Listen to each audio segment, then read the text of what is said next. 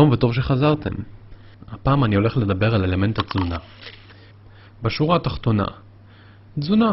כשמדברים על תזונה, הכוונה היא כמובן למזון שאנו צורכים בחיי היום-יום. התזונה היא מרכיב קריטי בקביעת אורך ואיכות החיים. תזונה הזאת בעצם הרפואה המונעת. התזונה היא מרכיב חיוני בפיתוח הגוף על כל מערכותיו, כולל מערכת השרירים. אז מה תפקיד התזונה? התזונה מספקת את חומרי הבנייה שלנו, שהם בעצם מיועדים לבנות ולתחזק את המערכות בגוף, ביניהם מערכת השרירים. טוב, כנראה שאמא צדקה שהיא אמרה לא תאכל, לא תגדל. בנוסף היא משמשת כמקור הדלק שלנו, מקור האנרגיה שלנו לתפעול הגוף וביצוע פעולות השונות לתחזוקו, ביניהם תפעול מערכת השרירים. מאיפה משיגים אותה? מהמזון ושתייה שמכילים את אבות המזון, פחמימות, חלבונים, שומנים, ובנוסף ויטמינים, מינרלים ומים. נכוון כמובן להשיג אותה באיכות כמה שיותר גבוהה, זאת אומרת עם כמה שפחות רכיבים מלווים שהגוף לא צריך. בגדול מוצרי התזונה שצריך לצרוך הם מוצרי חלב, בשר, ביצים, ירקות, פירות ודגנים. אז מהי התזונה האופטימלית? איך משיגים תזונה איכותית? צריך לצרוך את כמות האנרגיה שהגוף הוציא במשך היום ובאיכות גבוהה. קודם כל, אני בטוח שבהרבה מקרים אתם יודעים להגיד אם מאכל מסוים הוא איכותי או זבל. למשל שניצל בקופסה מול חזה עוף טרי. בורקס גבינה שמנוני מול סנדוויץ' עם גבינה. כוס קולה מול כוס מים. והלאה והלאה. ארוחות קטנות לאורך היום ינוצלו יותר טוב על ידי הגוף. למאגרי האנרגיה בגוף יש מגבלת אחסון, חוץ ממאגר השומן.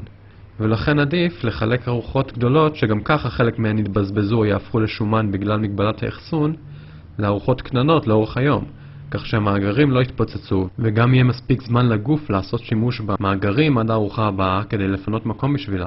אז מה הבנו? צריך לפרוס את הארוחות לאורך היום. גיוון, לצרוך רכיבים שונים ממקורות אוכל שונים ולא להיות מקובעים על מקור מזון מסוים. זה גם יהפוך את הארוחה לפחות משעממת, אבל יותר חשוב, בכל מזון יש כמויות שונות באיכות שונה של אבות המזון. העיקרון הזה הוא פשוט ואפקטיבי. תכוונו במאכלים כך שהסיכוי שאתם לא מקבלים איזה רכיב מסוים בכמות מספקת ירד. בנוסף, יש רכיבים שעוזרים אחד לשני בעיכול. עוד סיבה לשלב. לא רק לשלב, גם לערבב. אל תאכלו שעועית לחוד ואז אורז לחוד. תאכלו שעועית עם אורז. זרקו כמה ירקות, תנו ערבוב. הבנתם את הנקודה. מהירות אכילה. עדיף לאכול לאט ורגוע וללעוס טוב. זה גם יעזור לגוף בעיכול, וגם כדי שלא תדחפו יותר מדי אוכל לפני שהוא יספיק לעורר את מנגנון השובע שלכם, שיגיד לכם להפסיק לאכול מאוחר מדי, ואז תרגישו די מפוצצים. רכיבים. ברוב המקרים רכיבים טבעיים הם טובים, אבל צריך עדיין לשים לב לכמות של הרכיבים ואבות המזון במאכל. טריות. בדרך כלל כמה שיותר טרי יותר טוב. כמה שפחות מעובד יותר טוב. וזה לא תמיד מעודד לראות תאריך תפוגה של מוצר מסוים שיפקע בעוד כמה חודשים, בגלל שלפעמים זה מעיד על הכמות של החומרים המשמרים שהשתמשו בהם, כדי שהחברות לא יצטרכו לזרוק מוצרים ולהפסיד כסף. עוד משהו, אני רוצה להזכיר כלל חשוב. יותר חשוב להקפיד לאכול מזון בעל ערך תזונתי גבוה באופן מספק, מאשר להקפיד לא לאכול ג'אנק וממתקים. למה אני מתכוון? עדיף שתאכלו מספיק אוכל מזין וגם ג'אנק, מאשר שבקושי תאכלו ג'אנק אבל גם בקושי תאכלו אוכל נורמלי.